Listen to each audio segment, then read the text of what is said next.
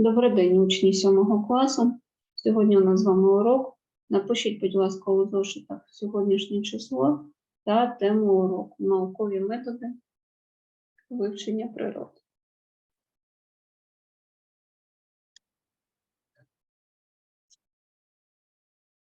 Кожен із вас щоденно досліджує навколишній світ і одержує нові знання. Ви самостійно встановили, якщо кинути м'яч, то він падає донизу, полум'я багаття піднімається вгору, сонячні промені нагрівають землю, сніг холодить долоні. Як проводять наукові дослідження вчені? Як вони одержують нові знання? Фізичне дослідження – це цілеспрямоване отримання нових знань про фізичні тіла або явища. Запишіть своє визначення до зошита. З чого зазвичай починається фізичне дослідження? Перший етап. Спостереження – це коли дослідник спостерігає за явищем, не втручаючись в його перебіг. Це визначення запишіть до зошита. Якщо результати спостережень повторюються, то дослідник на основі отриманих даних робить висновки. Наведіть приклади фізичних явищ, знання про які ви здобули в результаті власних спостережень. Наприклад, у ході спостережень можна встановити, що кожної зими вода в річках, ставках і озерах нашої країни вкривається кригою. Який висновок ми можемо зробити на основі зазначеного результату спостережень? Що унаслідок сильного охолодження до мінусової температури вода в річках, ставках і озерах перетворюється на лід.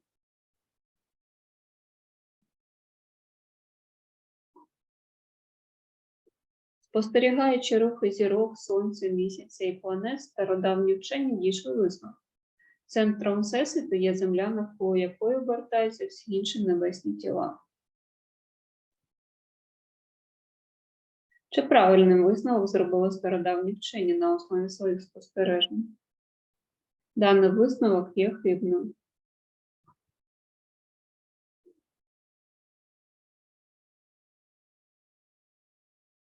Що роблять вчені, щоб не робити подібних хибних висновків?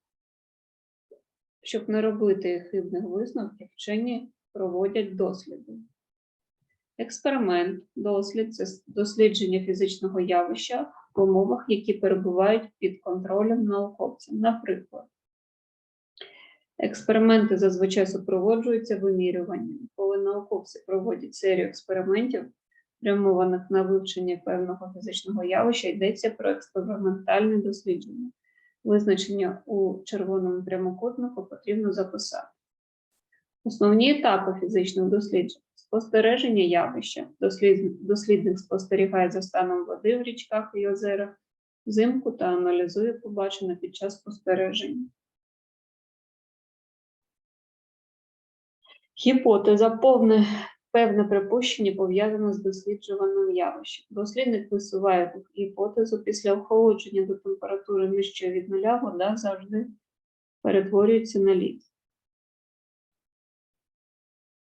Що потрібно зробити, щоб підтвердити або спростувати дану гіпотезу?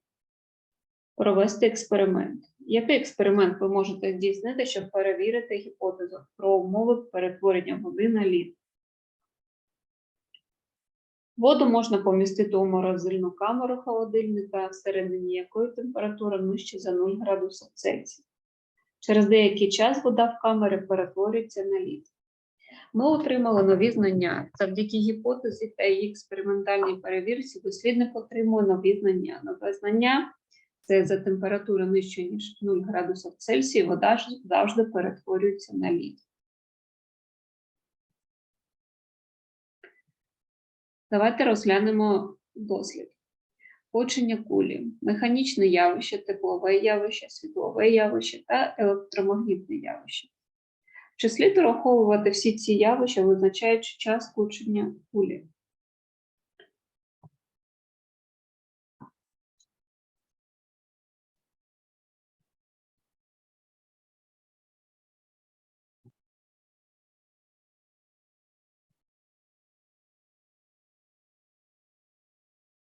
Давайте запишемо нове визначення, що таке фізична модель. Це спрощений аналог досліджуваного тіла, що має тільки деякі властивості.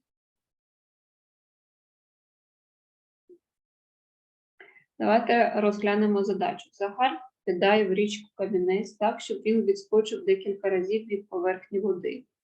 Максим зацікавлено дивиться на це і рахує, що хто з дітей у цьому випадку здійснює експеримент, а хто спостереження.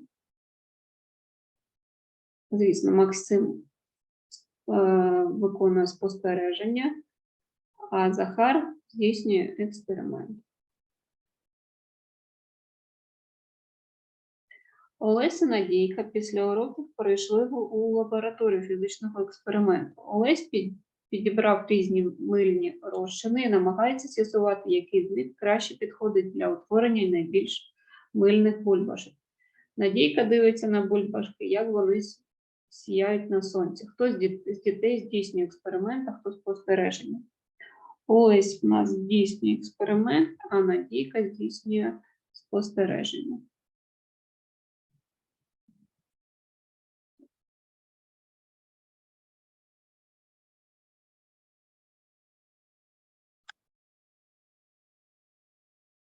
Наведіть приклади фізичних явищ, які ви можете спостерігати вдома, на вулиці або в класі.